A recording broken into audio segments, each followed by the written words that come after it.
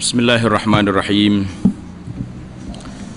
Alhamdulillahi rabbil alamin, wassalatu wassalamu ala rasulil amin, Nabiyyina Muhammad ibn Abdullah wa ala alihi wa sahbihi ajma'in, amma ba'd. Alhamdulillah, syukur kita kepada Allah SWT kerana pada pagi yang mulia, di pagi Jumaat, waktu duha yang diberkati ini, kita dapat bersama dalam majlis ilmu membincangkan satu tajuk, afatun ala tariq, wabak-wabak, penyakit-penyakit ataupun virus di jalan dakwah, di jalan ibadat, di jalan kehidupan seorang muslim. Alhamdulillah, kita telah membincang 3 tajuk yang lepas. Ana harap tuan-tuan muslimin dan muslimat boleh ingat lagi. Yang pertama, kita bincang tentang al-israf, al-futur, sebab-sebab yang menjadikan seorang itu lemah dalam beribadat. Wabak penyakit yang kedua, al-israf, iaitulah pembaziran, boros dalam melakukan kerja-kerja ataupun pembaziran yang besar yang kita kata itu, pembaziran yang tidak terlibat dengan duit, iaitulah pembaziran masa. Penyakit yang ketiga, al-isti'jal, nak segera dapat natijah. Bila kerja tu nak tengok selalu, selesai lalu masalah. Kalau buat apa-apa tu nak dapat keputusan cepat. Kita sambung pada penyakit yang keempat. Penyakit yang keempat nama dia al-uzlah. Al-uzlah, kalau orang biasa belajar kitab-kitab akhlak, tempat kita orang panggil kitab tasawuf, kita akan tahu penyakit uzlah ini, iaitulah penyakit, tengok makna dia, al-uzlah tu bermakna at-tafarrud, duduk seorang, al-ibti'ad, jauhkan diri daripada orang, wat-tanahi, duduk di sudut-sudut yang tertentu. Dalam istilah, apa dia ke istilah jalan dakwah, jalan ibadat ini, maksud dia apa? Uzlah itu dengan makna itharu hayat tafarrudi ala hayatil jamaah, melebihkan hidup seorang diri daripada hidup berjamaah dengan orang ramai. Jamaatul muslimin, orang ramai ni kita duduk sorang, duduk dalam bukit sorang-sorang, bertapa. Istilah orang Melayu ni panggil bertapa dah. Jadi apa dia buat? Dia cukuplah, dia kata dia tegakkan Islam tu dalam diri dia tanpa mengambil peduli dengan masyarakat, sama ada mereka rusak ke, mereka punah ke, mereka baik ke, biarlah, yang penting aku selamat duduk dalam bukit seorang-seorang. Ini dia panggil uzlah. Ataupun istilah orang Melayu ni dia panggil bertapa, masuk dalam gua duduk cokoh seorang situ, itu dia panggil uzlah. Ini pun penyakit. Atau tarikh yang kedua, dia ni bercampur dengan orang, dia suka kepada Islam, tertegak dalam dirinya, dan dia juga nak dakwah orang lain, tapi dengan cara kerja seorang. Dia panggil dakwah fardiyah. Mana kalau kita kerja seorang kita, tak campur dengan orang lain, tak tengok apa ni sahabat-sahabat kita yang lain dalam kumpulan-kumpulan Islam yang banyak ni, maka juhud kita tu bagus, tidak kata tak bagus, bagus, tapi tidak akan pergi jauh sebab kerja seorang. Maka dia tidak ambil kesempatan kerjasama dengan baqiyatil al-amilina fi maidan, tidak ambil kerja bersama dengan orang lain. Itu kita nampak uzlah itu dengan makna sama ada dia mengasingkan diri daripada orang ataupun dia buat kerja seorang. Tuan-tuan puan-puan boleh tengoklah kesan kita kerja seorang dengan kerja ramai-ramai. Kita kata al-fadhil tuan imam, oleh kerana imam, dia imam masjid dan dia pengurusi masjid, semua kerja dia nak buat seorang dia belaka. Apa jadi dia? Mungkin dia boleh buat dalam masa 2-3 bulan, lepas tu dia letih. Ikut mung lah nak jadi apa pun. Letih dah. Cuba kerja bersama dengan AJK-nya, dengan ahli masyarakatnya, dengan apa semua sekali, maka banyak kerja boleh buat, banyak kerja boleh ke depan. Sebab itulah ana perhati tengok imam-imam yang duduk di kawasan-kawasan yang banyak pusat-pusat apa ni, banyak pusat lah kita kata, pusat pengajian banyak, pusat apa ni, beli belah banyak, pusat tu banyak, jadi pusat maksiat pun banyak. Dia akan timbul natijah di situ.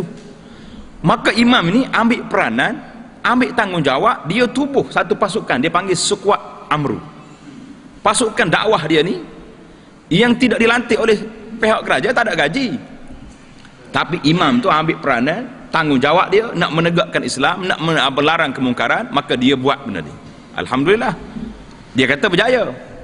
Tapi letih lah, letih pun kalau kerja seorang, tapi kalau dengan ramai-ramai, alhamdulillah mereka boleh buat kerja. Jelaslah kepada kita tentang makna uzlah. Jadi di manakah uzlah ini yang menjadi penyakit, dan di manakah uzlah yang kita juga dituntut supaya melakukannya. Kita kena ingat, bukan semua penyakit itu penyakit. Ada kalanya penyakit itu kalau tak kena tempat. Kalau kena tempat, dia tak jadi penyakit. Macam orang kerja hospital, tidak dia biasa virus apa ni, dia akan injek dalam orang ni, bendanya tu juga vaksin tu, tapi dia tahu ni baik, hak dalam tubuh nak mengenak tu hak jahat. Tapi sama-sama penyakit, dia masuk benda tu.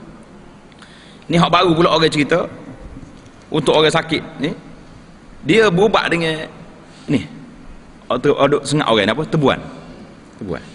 Dia ambil tebuan, dia tok sini, dia gigit. Dia kata ni apa, racun ni masuk, nak lawan hak sedia ada. Jadi uzlah ni bukan semuanya mazmum, dan ada kalanya uzlah itu perlu kepada seseorang.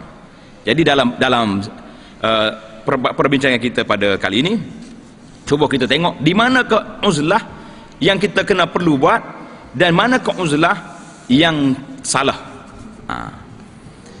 Yang pertama sekali kita lihat sebab-sebab uzlah itu kenapa seorang ini beruzlah. Uzlah salah dua takrif tadi, sama ada mengasingkan diri daripada orang ataupun buat kerja seorang-seorang. Jadi kita tengok dalam Al-Quran Al-Karim, Allah Subhanahu Wa Taala beri kepada kita sama ada uzlah ni dengan tubuh badan, ataupun uzlah dengan tubuh dan uzlah dengan hati sekali. Kita tengok uzlah dengan tubuh badan duduk di mana, iaitulah cerita Nabi Allah Nuh alaihissalam.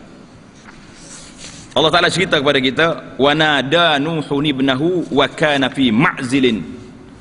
Nabi Nuh panggil anak dia, sedangkan anak dia telah beruzlah, mengasingkan diri, tak mau naik atas perahu ayah dia. Maka dia panggil uzlah di sini dalam Quran, cerita dalam Quran, uzlah ini dengan tubuh dia lari.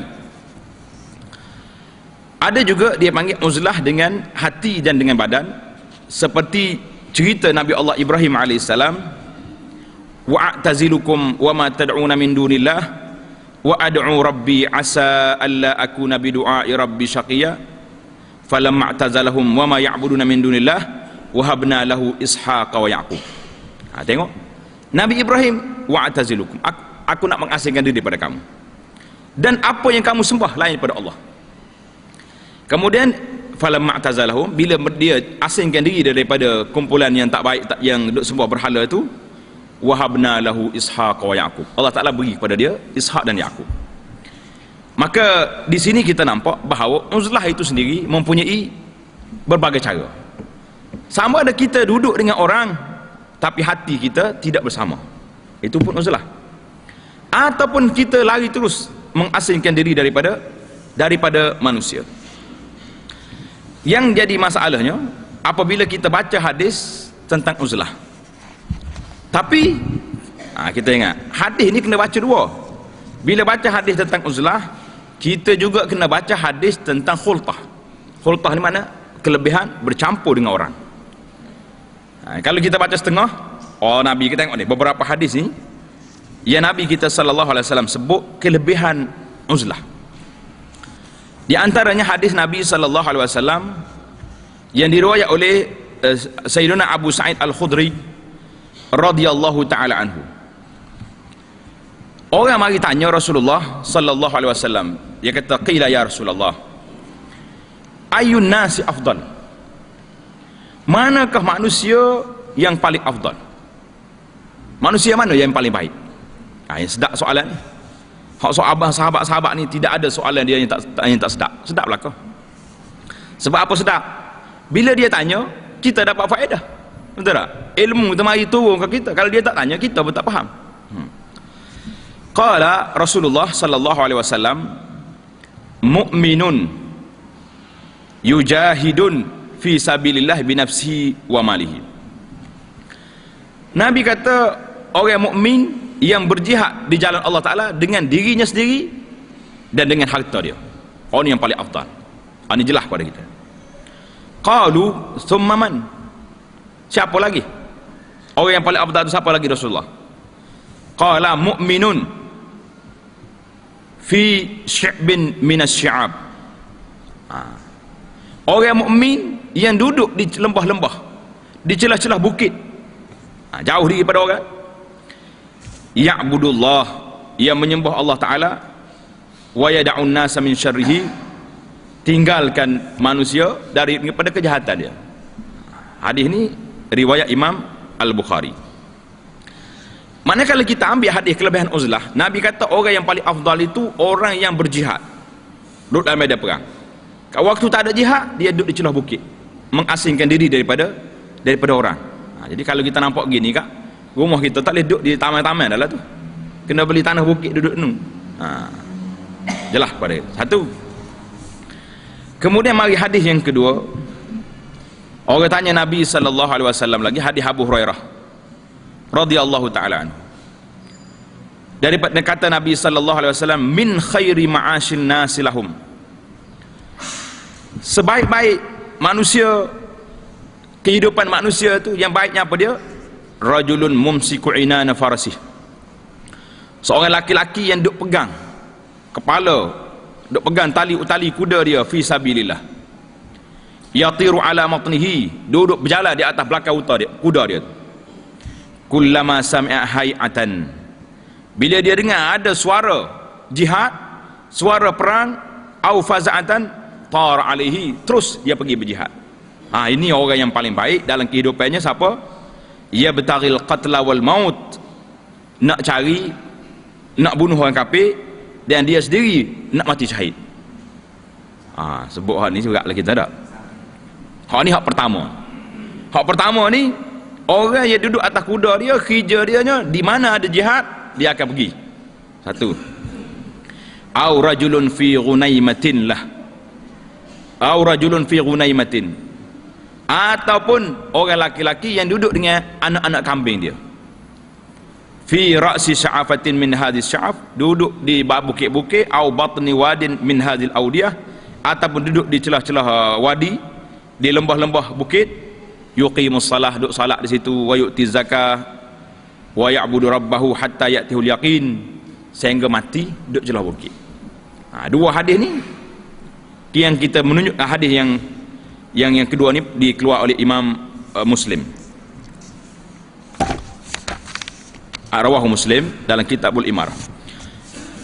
Jelas pada kita dua hadis yang menunjukkan bahawa kelebihan orang duduk di mengasingkan diri di celah-celah bukit.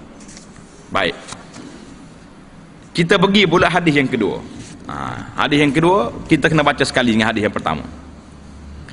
Hadis yang kedua kata Nabi sallallahu alaihi wasallam dalam hadis yang diriwayatkan oleh Imam At-Tirmizi daripada Ibnu Umar radhiyallahu taala anhu, kata Nabi sallallahu alaihi wasallam, al-muslimu idza kana mukhalitan an-nas, seorang muslim yang bercampur dengan orang, kita duduk dalam masyarakat, tak lari, tak pergi duduk celah bukit, wa yasbir ala azahum, sabar, disakiti oleh orang, sabar.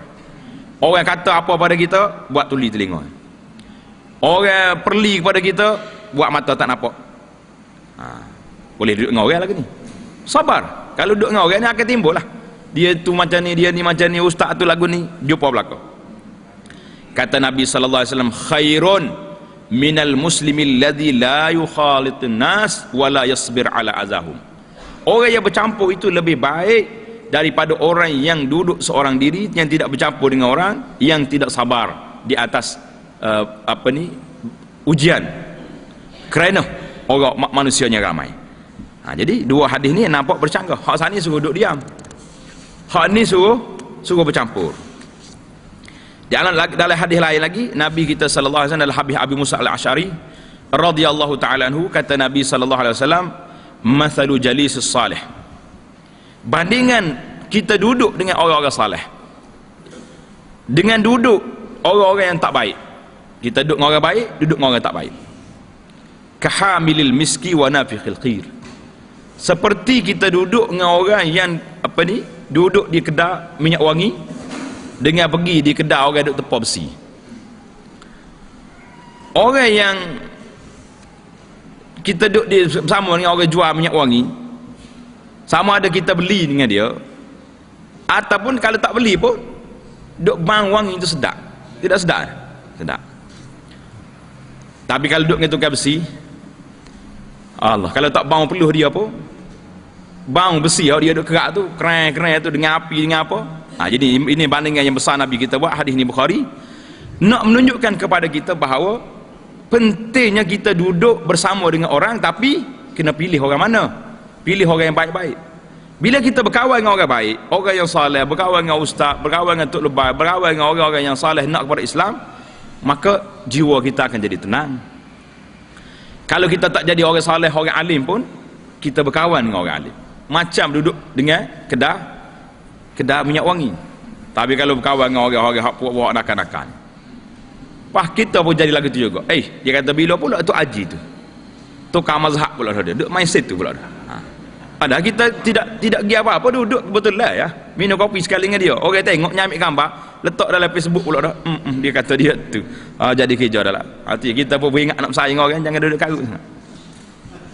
Itu dua hadis. Yang ketiga, cerita yang ketiga, nak banding di antara bercampur dengan duduk tak campur dengan orang. Seorang ahli ibadat, nama dia Abu Idris Al-Khawlani. Tuan-tuan tanda dalam buku ni, dalam catatan. Abu Idris Al-Khawlani ni seorang alim. Kalau kita baca mengaji dalam kitab tasawuf, nama-nama ni disebut sangat. Cuma kita kena tengok kepribadian ulama-ulama ini cukup tinggi. Mereka juga orang yang beribadat, dan sekaligus mereka juga orang yang duduk depan sekali apabila mari peperangan. Itu tengok Abu Idris Al-Khawlani ni rahimahullah ta'ala, nama dia Aizullah bin Abdullah, seorang ulama yang alim di negeri Syam selepas daripada sahabat Abu Darda. Dia kata apa? Qala Abu Idris Al-Khawlani rahimahullah, dia kata, dakhaltu masjid Dimashq. Satu hari aku masuk dalam masjid Damsyik di Syria. Fa iza fata syab, tiba-tiba aku tengok seorang muda yang mukanya berseri-seri, cantik, duduk di masjid. Wa idzan nasu ma'ahu, ramai orang duduk likung dia. Orang duduk likung dia, duduk di sekeliling orang pemuda yang cantik ni. Idza ikhtalafu fi syai' asnadu ilai, bila mereka bercakap tak kena, tanya, apa Syekh, pandangan macam mana? Dia kata, hebat ni orang muda cantik ni, bukan sebarangnya orang ni. Kita sini hidup likung kau penyanyi ada. Penyanyi mari hok comel pula, arak pula gak. Allah mati ke dirinya orang lagi. Jadi kata dia Abu Muslim, dia tanya orang, dia kata, man hadha, siapa orang muda yang hebat ni, orang pakat duduk apa ni likung dia ni? Faqila hadha Muaz bin Jabal. Patutlah. Dia kata ini sahabat Nabi Muaz bin Jabal radhiyallahu taala. Jadi dia pergi tengok orang likung, dia tak kacau lah, tidak kata buka larut, Abu Muslim nak masuk ni. Tak. Walaupun dia orang besar, dia orang alim, dia senyap. Falamma kanal ghad, esok aku pergi cepat ke masjid, nak suruh dia duduk dekat dengan ni pemuda ni Muaz bin Jabal. Fawajadtuhu qad sabaqani, subhanallah. Aku masuk masjid, dia ada dah. Hebat sungguh orang ni. Ni tak siapa ustaz dulu, ni payah lalu dah. Wa wajadtuhu yusalli, aku dapati dia sedang bersalat. Dia tengah salat. Dia mana dia sebelum dia ceramah kuliah, dia duduk salat dulu. Qala fantazartu hatta qada salat. Aku tunggu sehingga dia selesai salat. Kemudian aku pergi depan dia. Tengok ni, adab orang alim bila jumpa orang tok guru fajituhu min qibali wajhihi fasallamtu. Aku pergi depan dia, aku salam, assalamualaikum. Tidak kata pergi cunjuk kat belakang, assalamualaikum tak apa bila. Tak boleh mai kat belakang gitu. Kena pergi pusing depan. Biar syekh tu nampak. Summa qultu, aku kata dia, wallahi inni la uhibbuka lillah. Syekh, saya sayang kepada syekh ni kerana Allah. Faqala Allah. Ini dia tanya balik. Betul, mu saya kerana Allah? Kau sebab aku ni ramai peminat? La, faqultu Allah, kerana Allah. Dia ulang lagi 2 kali, 3 kali dia ulang. Bila aku ulang, aku sayang kerana Allah, fa akhadha bihabwati ridai. Dia pegang kain aku ni, tarik kepada dia. Wa qala abshir. Saudara, aku nak beri kepada kamu khabar gembira. Aku dengar Rasulullah sallallahu alaihi wasallam bersabda. Nabi kata apa? Qala Allah tabaraka wa taala, firman Allah taala, wajabat mahabbati lil mutahabbina fiyya, wajib akan dapat kasih sayang Allah, mahabbah Allah taala bagi orang yang berkasih sayang kerana aku. Besar tak besar kasih sayang kerana Allah taala ni. Wal mutajalisina fiyya, orang yang duduk dalam majlis kerana aku. Bukan kata tunggu tu kerana apa? Ada nak bagi projek hari ni tak. Dia mari tu kerana Allah, kerana nak dengar ilmu. Wal mutazawidina fiyya, orang yang ziarah menziarahi kerana aku. Kita tengok lain lama tak nampak tok ayah kita ni mana? Uzur ke? Pergi ziarah kerana Allah. Wal mutabazilina fiyya, orang yang bertukar-tukar hadiah, bertukar sumbangan, bertukar begitu begini kerana aku. Jadi kata di Nabi sallallahu alaihi wasallam nak ceritanya kelebihan bercampur dengan orang. Sehingga Muaz bin Jabal ni hari-hari dia duduk di masjid, kerja dianya duduk bercampur dengan orang. Hadis ini diriwayatkan oleh Imam Malik dalam kitab dia Al-Muwatta. Mana kita nak buat kesimpulan di sini beberapa perkara. Hadis suruh uzlah ada, hadis suruh bercampur ada. Bila uzlah ni jadi penyakit, bila yang tidak jadi penyakit, kita faham di sini bahawa Islam itu agama al-jamaah. Islam dinul jamaah, minta supaya kita jangan mengasingkan diri daripada orang, duduk ramai-ramai. Asal bagi seorang muslim itu mesti bercampur dengan orang. Jadi hak tak bercampurnya nanti kita tunjuk nanti apabila ada tempat-tempat tertentu. Baik, nak bercampur di mana yang kita kena wajib? Karena itulah Islam ini mensyariatkan salatul jamaah. Semaya Jumaat wajib. Lagi semaya Jumaat wajib kena hadir. Banyak lagi fardu-fardu lain diminta supaya berjamaah. Semaya hari raya, semaya sunat hari raya, fardu haji berjamaah, dan lain lagi sama ada dia ni fardu ain ataupun fardu kifayah. Islam juga telah mengatur kepada kita hubungan kemasyarakatan. Mak di antaranya Nabi kita sebut beberapa perkara yang wajib ke atas orang muslim. Bila dia sakit kena pergi ziarah, bila mati kena ikut jenazah, bila dia bersih dia kata alhamdulillah, kita kena jawab yarhamukallah, kena jawab salam dia, kena tolong orang yang dizalimi, kena sahut dakwah dia, dan kena lepaskan sumpah dia. Banyak lagi lah kelebihan-kelebihan Islam agama jamaah. Yang kedua, kita nak campur di antara hadis ini, al-aslu fil uzlatil kulliyati, asal bagi seorang yang nak bertapa bawa diri seorang-seorang diri ini dilarang, tidak dibenarkan, larang. Kenapa? Kerana dia akan menghilang banyak hak-hak. Hak kejiranan sudah tidak ada lagi, hak ni sudah tidak ada. Lebih-lebih lagi hari ni kita tengok ada sebahagian saudara-saudara kita ni suka nak mengasingkan diri daripada masyarakat. Habis dia hidup sebulan di masjid ni, sebulan di masjid ni, sebulan di masjid ni, 40 hari sana sini, tertinggal kampung dia sendiri. Orang tengok anak dia duduk main waktu orang duduk semaya. Tanya-tanya ayah mana? Ayah duduk uzlah, duduk tidur di masjid. Ini di antara kesilapan fakta. Bila kita duduk uzlah seorang-seorang macam ni, kita akan kehilangan tanggungjawab yang besar. Ataupun orang duduk bertapa dalam bukit, berapa banyak dia semaya Jumaat tidak? Setengah tu Dia kata petapa ni 40 hari baru cukup. Berapa kali Jumaat yang dia tak sembahyang? Jadi dia dengar fatwa Tok Syekh, dia kata betapa ni kerana nak baiki hati ni tepat pandangan Allah SWT. Daripada kita duk baiki anggota zahir duk sembahyang Jumaat macam apa orang ni, maka tak wajib Jumaat kerana nak baiki hati yang wajib. Banyak kerja. Jadi dengan uzlah mengasingkan diri secara terusnya, meninggalkan belajar apa tidak, suruh orang buat benda baik pun tak, lari membiarkan kaum kerabat kita terbiar. Banyak lagi cerita-cerita, sehingga Nabi kita sallallahu alaihi wasallam mengatakan, ma min salasatin fi qaryatin, tidak ada 3 orang yang duduk di satu kampung, wala badwin, duduk di tengah padang, la tuqamu fihi musalah, yang tidak mendirikan salat berjamaah di situ, illa qad istahwaza alaihim syaitan, maka mereka telah dikuasai oleh syaitan. Ini yang jadi masalah kita ini. Bila kita duduk sorang, semaya apa sorang, ini sorang, syaitan mudah menguasai. Fa'alaika bil jamaah fa innama ya'kulu zib al jamaah.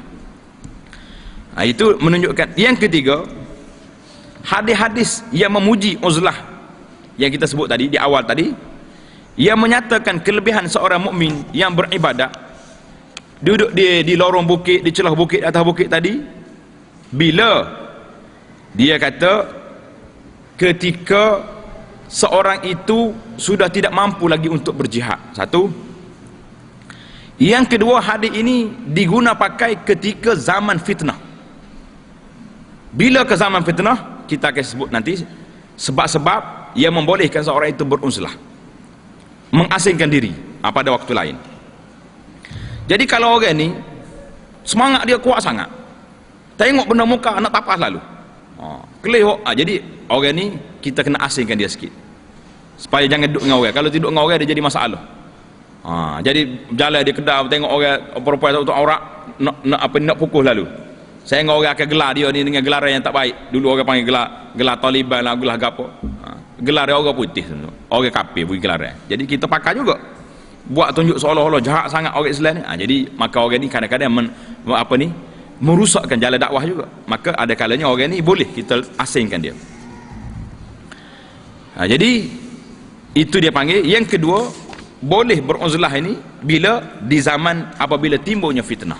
Apa yang macam mana timbul fitnah, nanti kita cerita. Adapun dalam keadaan biasa, kita duduk ramai-ramai lo ni, fitnah ada, bukan kata tidak ada, tapi bukan sampai perangkat fitnah yang kita kena asingkan diri pada masyarakat. Maka menurut majoriti ulama, kita kena duduk dengan manusia sebagaimana yang dihuraikan oleh seorang tokoh Islam yang besar, Al-Imam Abu Sulaiman Al-Khattabi, seorang ulama hadis. Dia kata apa? Maksud kami uzlah di sini dalam hadis yang Nabi suruh uzlah tadi, bukanlah mengasingkan diri daripada orang ramai, daripada jamaah Islam, daripada meninggalkan ibadat, tak pergi salat kepada orang, tak pergi ziarah orang mati, tak pergi majlis kenduri kenara, tidak pergi, tidak. Wa innama nuridu bil uzlah, yang kita maksudkan dengan uzlah di situ tarku fudulis suhbah. Tanda baik-baik. Uzlah yang kita kena buatnya iaitulah uzlah meninggalkan terlalu banyak berkawan. Tengok sekejap, pagi duduk kedai kopi ni, buah sampai tengah hari. Petang hari ada pula kedai kopi lain pula. Pagi kedai nasi lemak, petang kedai roti canai. Malam hari ada ulah pula. Minggu hari pula dah. Maka ini dia panggil terlalu banyak uzlah yang tidak perlu. Maka ini jangan. Kita setakat kita perlu je. Waktu kita nak nasihat pada orang, kita pergi. Waktu ada salat jamaah, kita pergi. Waktu ada kuliah, kita pergi. Waktu lain, kita tumpulah kerja-kerja lain. Duduk di rumah kita dengan keluarga, dengan jaga anak-anaknya, didik anak-anak setara mana keadaan yang ada hari ni. Sebabnya, di antara kajian yang dibuat oleh sebahagian sahabat kita di bahagian dakwah, anak-anak yang jadi masalah ini, iaitulah anak-anak yang tidak mendapat kasih sayang daripada ibu bapa. Ayah sibuk, mak lorak. Padahal mana makmu? Tak tahulah, hidup cari gutu, mau siapa pula. Mana ayah? Kedai kopi, dia dua tu je ada lawan. Pesen dia. Lo ni pula dia pergi pasar pagi dengan pasar malam pula. Dua penyakit pula di situ. Satu pasar pagi, satu pasar malam. Pasal itulah tak cerita lagi, cerita Cina di sini. Balik Cina tak ayat lagi dah. Ambo anak pergi melawat di negara Cina baru ni. Pukul 6 petang kedai tutup belakang dah. Kedai dia tutup dah pukul 6 petang. Kita pukul 6 petang baru start nak berniaga. Jadi orang yang balik kerja sambung pula lah ke pasar malam. Tak sampai masjid juga jawab kita.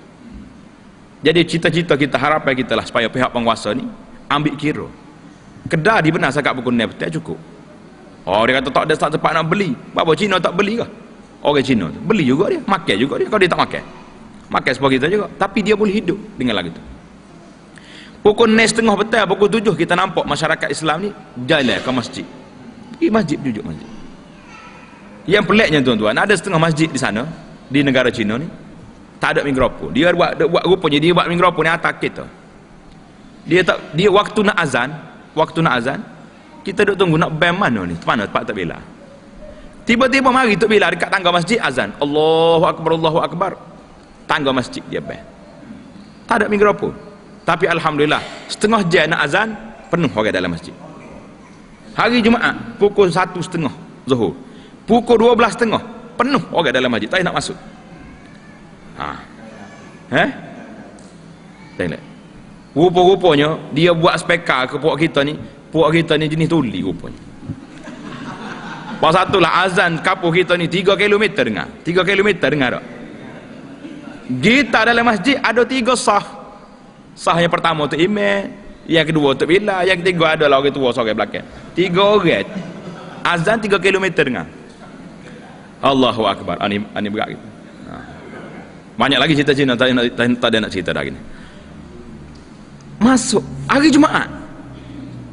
Kita tengok pukul 10 pagi orang duduk jalan ke masjid. Subhanallahil azim. Pukul 12.30 kita nak masuk masjid penuh full. Dia bukan duduk selo lendik macam kita ni, luah-luah dak, rapat duduk. Kita nak masuk celah seorang pun tak ada. Bukan dia tengok kita muka pelik ni. Tidak Cina pun tidak, berapa dak.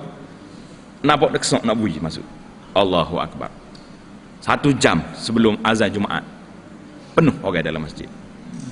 Kalau kita nyetuk imam 2 kali jenguk masuk. Tak payah ketebah lagi, tak juga 40. Allahu Akbar. Bel lama dah. Ni penyakit kena kita tengok juga orang lain. Baru kita suka kita ni hebat. Maka kita faham di sini bahawa uzlah yang kita nak di sini fudulus suhbah. Uzlah ni kita boleh duduk yang lebih-lebih pada keperluan. Pasal malam ni tutup lah tuan-tuan. Buatlah ke mana pun kita tak mahu dah. Pukul 6.30 petang tutup kedai semua, biar orang mari ke masjid nak ajar. Kita bagi kuliah, bagi ilmu pada mereka, tidur. Esok buka kedai pagi lagi. Jangan buka pukul 10 pagi. Ini tak ada masa. Bila orang tanya masa, tak ada. Masa pergi ke mana? Pergi kedai malam. Baiklah. Kita tengok dari sudut khultah manhaj at-taifatul mansurah. Cara ulama-ulama yang mendapat pertolongan Allah SWT ni dalam beruzlah ni dengan bercampur ni, dia tengok. Kita tengok ulama-ulama zaman dulu ada yang suka beruzlah dan ada yang suka bercampur dengan orang.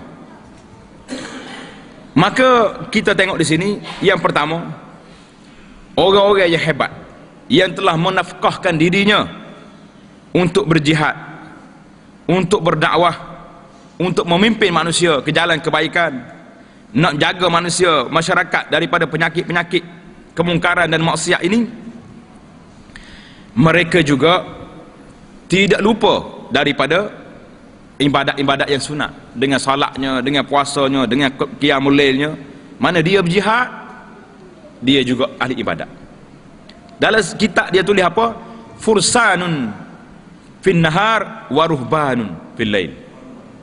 Fursan, ahli-ahli peperangan tengah hari, malamnya ruhban, tok wali yang duk tunggu tempat-tempat ibadat. Allahu Akbar. Ini sebab mereka jadi orang yang baik.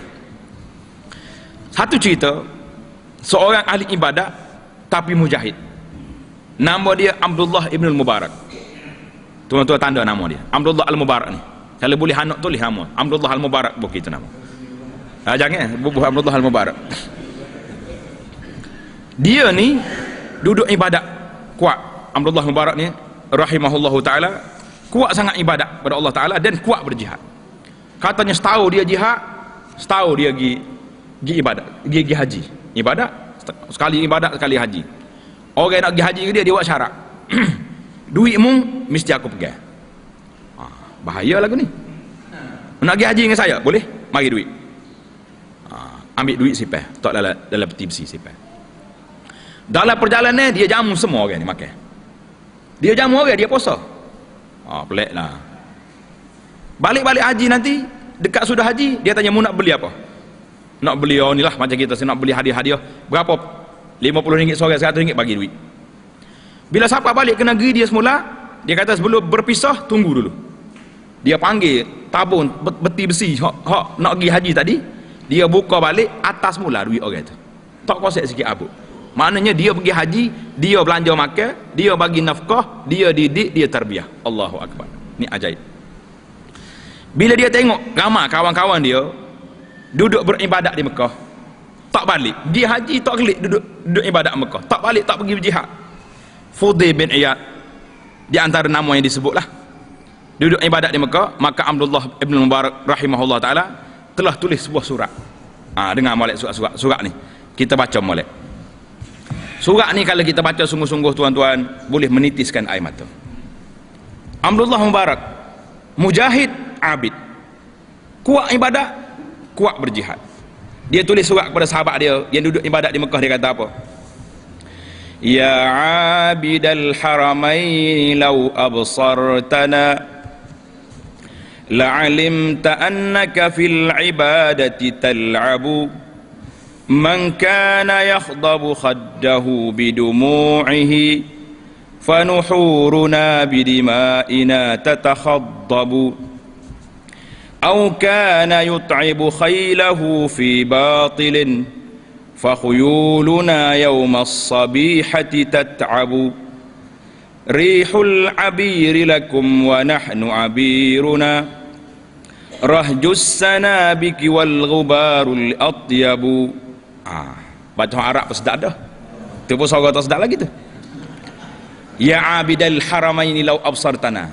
Hei orang yang sedang beribadat di tanah haram itu, kalau kamu tengok keadaan kami sekarang, la'alimta annaka fil ibadati tal'abu, kamu akan tahu kamu dalam beribadat itu seolah bermain-main.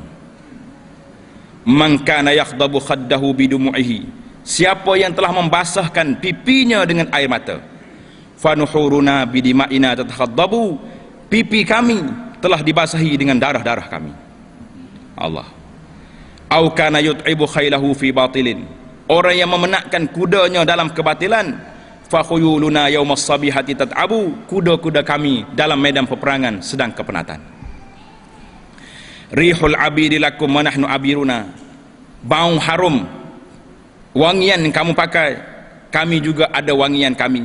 Rahjus sanabiki wal ghubarul atyabu, bau peluh-peluh kami dan debu-debu yang berterbangan. Allahu akbar. Bila di atas surat, siapa kau orang Mekah menangis. Baru dia berasa bahawa kita duk ibadat kuat sini. Pasal itulah anak nasihat kepada sahabat-sahabat kita yang suka duk tunggu masjid, suka duk tunggu surah.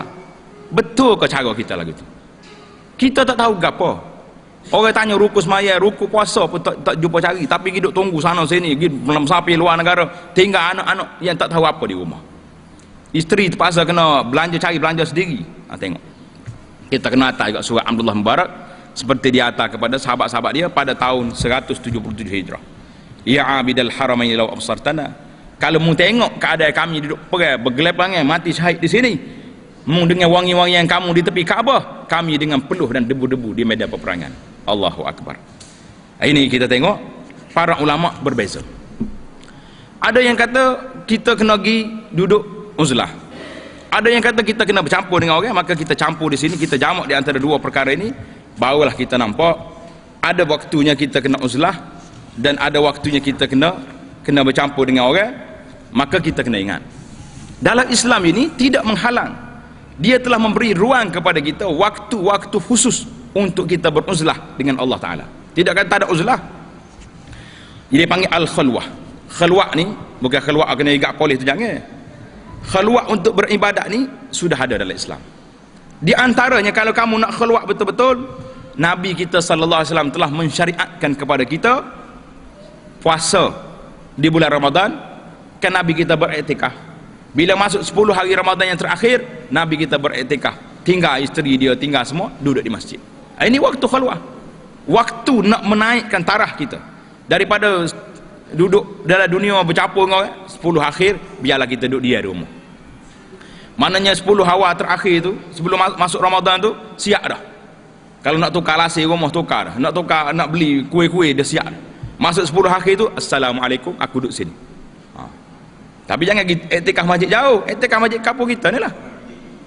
Waktu semaya, pastikan anak-anak semua mari duduk belakang sekalian kita. Ni tak tahannya kita duduk iktikaf. Lepas tu anak bini tak laku anu, puasa ke dok pun tak tahu. Jangan. Jadi kita kena iktikaf. Sambil itu tanggungjawab kita mesti bersama dengan di bawah tanggungjawab kullukum ra'in tu mesti kena ada. Dan juga itu satu. Tiap-tiap malam Nabi kita sallallahu alaihi wasallam anjur kepada kita supaya beriktikaf, supaya beruzlah. Mana? Waktu as-sulusul lailil akhir, waktu malam yang terakhir malam tu kita juga beruzlah dengan siapa? Dengan Allah Subhanahu wa taala, berkhalwat dengan Allah taala, duduk sorang-sorang. Sehingga Nabi kita letak di antara 7 golongan orang yang boleh duduk di bawah bayangan arasy Allah Subhanahu wa taala pada hari kiamat nanti. Siapa golongan itu? Salah satunya orang laki-laki jalasa khalian, yang duduk bersunyi, berkhalwat dengan Allah Ta'ala pada waktu orang lain tengah tidur, fafadat ainahu, sehingga mengalir air mata dia. Buat kata buat kita hari ni, khalwat kita ni, uzlah di akhir malam, tak buat lagi, ataupun buat jarang-jarang, maka kita kena buat. Jadi maksud uzlah yang disyariatkan oleh Allah Ta'ala di sini, iaitulah uzlah dalam keadaan kita beriktikaf di masjid, uzlah di akhir malam, uzlah pada waktu-waktu yang tidak ada waktu, tak ada kerja. Hari Jumaat tidak ada kerja, kita duduk di rumah kita baca Quran, berzikir, selawat banyak pada Nabi sallallahu alaihi wasallam, bermuhasabah. Muhasabah kita kena kira, duduk tengok. Sebab itulah kita rasa hari ni orang baca surat khabar dengan sebelah mata. Tidak baca sebelah mata. Tengok banyak cerita hari ni. Habis kata. Tak.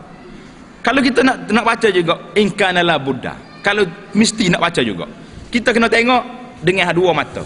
Satu mata baca tengok keadaan, satu lagi kita fikir, ya Allah dahsyat. Bagaimana nak buat?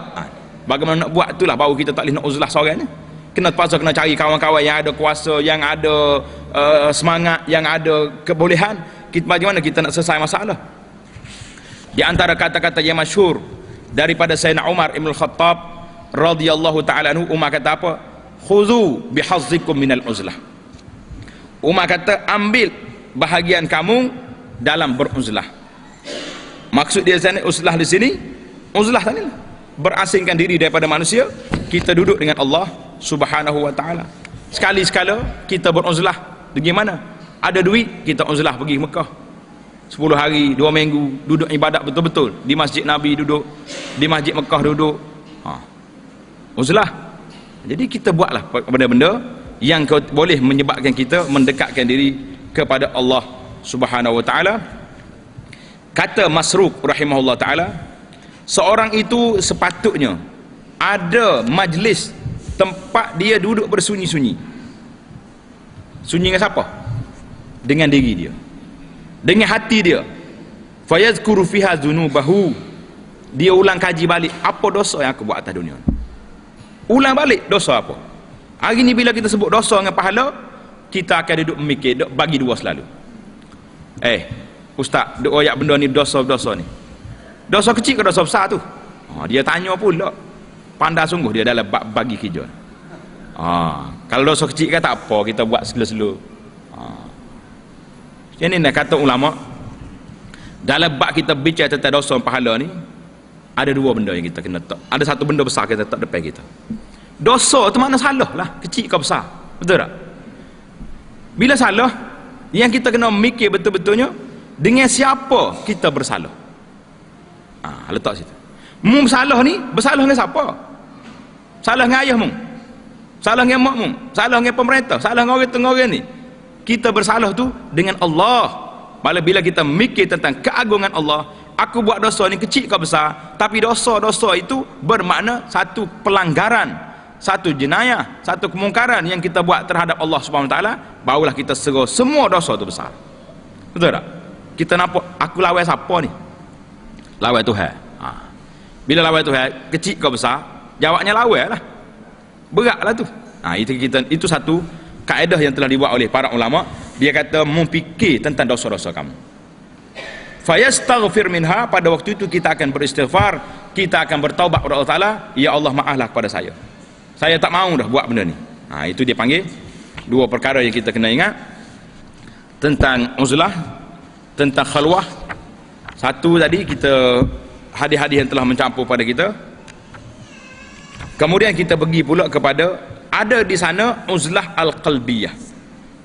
Uzlah mana kita asingkan diri kita melalui hati kita, di mana kita mesti berpegang dengan hati kita ni manhaj, jalan yang sahih yang mari daripada Allah SWT, yang mari daripada Rasulullah sallallahu alaihi wasallam. Karena itu kita lihat seorang sahabat nama dia Abdullah bin Mas'ud. Abdullah bin Mas'ud radhiyallahu taala dia kata apa? Khalitun nas, bercampurlah dengan orang, bercampur dengan manusia, duduk sekali dengan dia, wasafihuhum, bersalam dengan orang, tak apa. Wadinukum la tuklimunahu, tapi dari segi agama kamunya, kamu jangan lukakan orang, jangan goris orang. Ini nak maknanya kalau kita bersaing dengan orang pun, kita jangan ambil hati dengan dia. Ni tidak, kita bersaing dengan orang, sudah bersalam molek, bila kawan tu pergi, dia tu nak tak salah apa, muka mak ada depan kutuk pula. Jadi ini dipanggil baiklah kita tak selesai daripada kita duk kutuk orang. Kata para sahabat di sini. Yang terakhir sekali yang kita nak tengok, mata tushra'un uzlah, bilakah boleh kita asingkan diri kita daripada masyarakat, daripada orang ramai. Yang pertama sekali ada 4 keadaan. Uzlah ni kita boleh buat ada beberapa keadaan. Yang pertama sekali inda fasadi zaman, ketika kita duduk dalam masyarakat zaman yang telah rusak.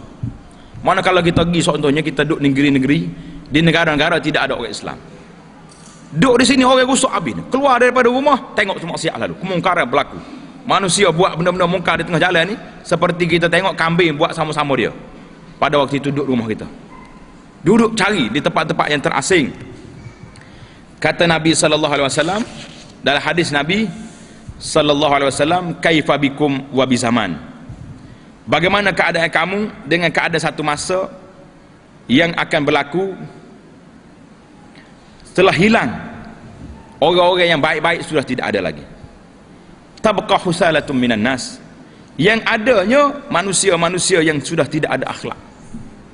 Bila capur dengan orang ni, dosa lalu buat. Duduk tak ada minum kopi lagi, tak ada order lagi makan ni, selalu dia pukul. Orang tu tak baik, orang ni jahat, tuduh orang tu berzina, Allah tuduh orang tu, tuduh orang ni. Jadi masyarakat lagi ni kita cuba asingkan dia. Kalau kita duduk tu tidak memberi apa-apa kepada dia, tapi kalau kita duduk kita boleh nasihat, kita kena duduk walaupun dia pukul kita. Ingat hadis tadi, Nabi kata manusia yang baik itu manusia yang duduk bercampur dengan orang dan menanggung, sabar di atas penyakit gangguan-gangguan yang mereka buat.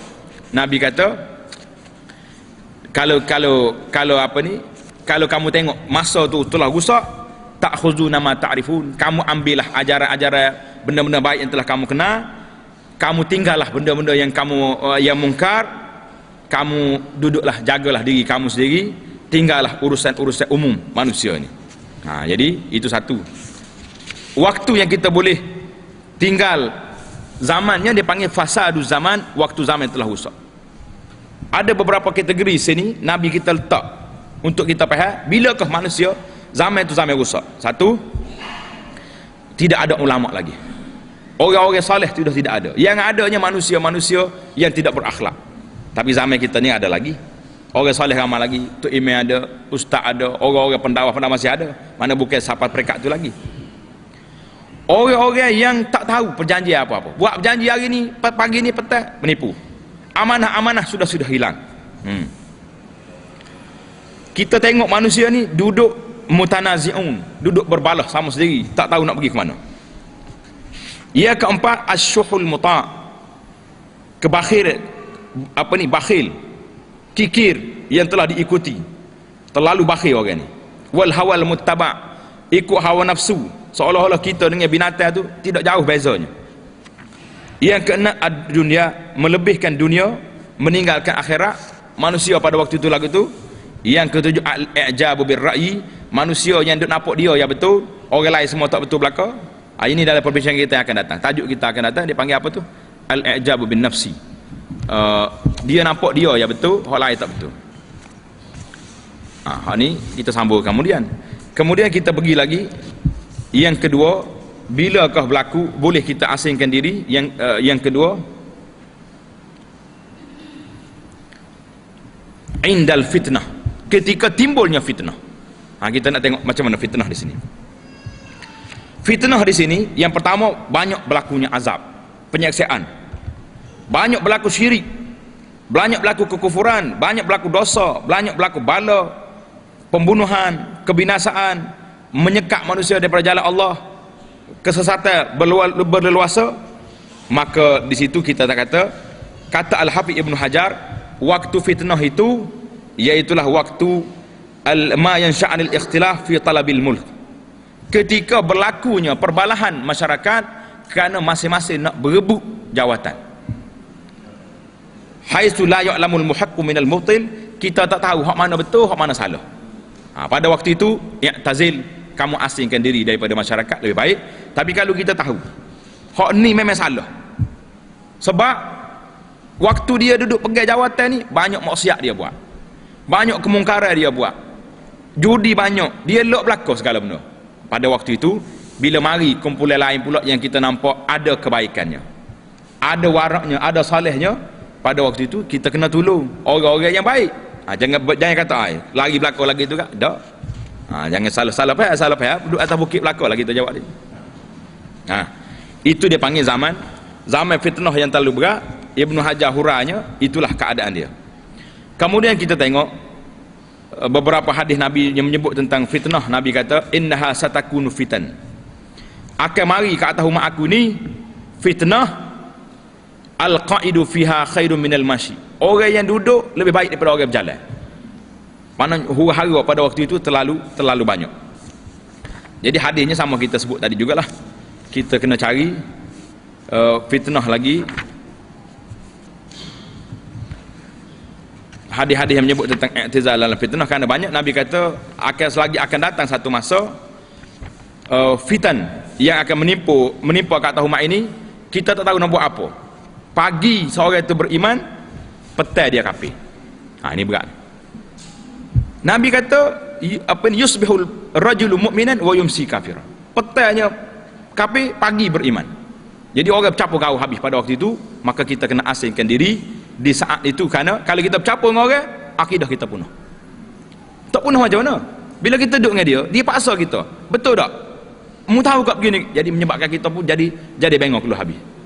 Jadi pada waktu itu tak salah kita bercampur dengan orang-orang soleh yang ada. Kalau tak ada orang soleh, duduk asingkan diri kita daripada begitu. Keadaan yang ketiga, sewaktu kita boleh mengasingkan diri kita, i'tizalus sultan inda fasadihi, jauhkan diri daripada pemerintah ketika mereka telah rusak. Jadi kalau pemerintah rusak dah, kita pergi tupai, pergi duduk sekali dengan dia juga, pada waktu itu kita juga akan rusak. Jadi biar ke dia dengan dia, tak usah duduk lawan dia berapa, kita duduklah cara kita, didik anak kita, didik masyarakat kita supaya berpegang agama. Ada sebuah hadis Nabi ni, tapi kata muhakkik dia, riwayat Abu Daud, sanadnya ada dhaif.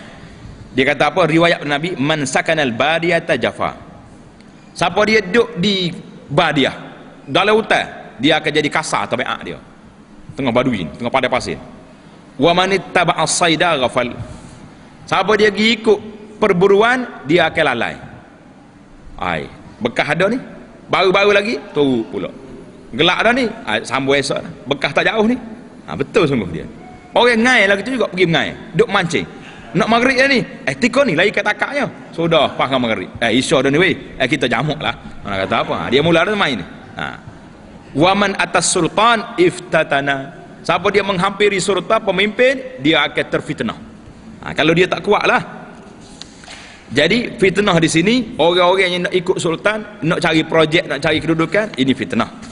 Tapi kalau orang pergi kepada sultan, kepada pemimpin, dia boleh pergi nasihat, maka dia jangan asing, dia kena pergi. Tuan, Datuk, Seri, jangan buat benda ni, tak baik. Kalau dia dengar kata kita. Tapi kalau kita nak pergi, kita ikut dia juga. Jangan pergi. Punah sapak kita, jangan. Jadi kata Nabi sallallahu alaihi wasallam, mu akan jumpa dengan pemimpin-pemimpin asarah yang duk lebih ke pokok dia saja ni. Wa umur tunkirunha, benda-benda yang kamu akan ingkar perbuatan-perbuatan mereka. Pada waktu tu Nabi, orang tanya Nabi, fama ta'muruna, mu nak buat lagu mana? Apa yang Nabi suruh kita buat? Lawan dia ke? Perang dengan dia? Nabi kata, tu'addunul haqq alladhi alaikum ta'uddunul haqq, memberi tunaikan hak yang ada atas kamu, tunailah hak kamu. Wa tas'alunallaha alladzi lakum, meminta Allah Ta'ala untuk kamu. Jadi kita tengoklah dalam hadis riwayat Muslim ni, Nabi kata satakunu umara. Hadis riwayat Ummu Salamah, selagi akan ada pemimpin-pemimpin, fata'rifuna wa tunkiru, mu kena dan mu engkar perbuatan jahat dia tu. Faman arifa bari'ah, siapa dia kena benda tu mungkar, dia jauhkan diri, dia selamat. Waman ankara salim, siapa dia engkar, dia sejahtera, selamat. Walakin man radiya wa taba'a, tapi siapa-siapanya redha dengan kemungkaran, kaji buat, kita kena taat pemerintah, tak boleh kata apa, duk dia. Wa taba'a, ikut juga. Pasal apa? Moga pemimpin mari kita taat lah, biarlah majlis gitu-gitu pun. Jadi apa? Qalu afala nuqatiluhum, sahabat tanya, kita kena lawan, kita perang dengan dia ke? Nabi kata la ma sallu, tak boleh perang lagi selama mereka mendirikan salat. Jadi kita kena ingatlah, ini hak pemimpin Islam, khalifah-khalifah Islam. Tapi dalam sistem negara-negara yang terlibat dengan demokrasi, yang boleh kita pakah dia bila kita nak, dan boleh kita tak pakah bila kita tak sih, itu cerita lain. Jangan duk pakah hadis ni situ. Kalau tidak, tak kena tepat dia panggil lagi tu. Itu dia panggil i'tizalus sultan, menjauhkan diri daripada pemimpin ketika mereka telah rusak. Syaratnya apa? Syaratnya kalaulah kita ni tidak ada kuasa, boleh cegah dia. Ataupun kalau kita kena baik dengan dia, kita kena pergi nasihat dengan dia, tuan, jangan buat benda ni, tak baik, Allah Ta'ala larang.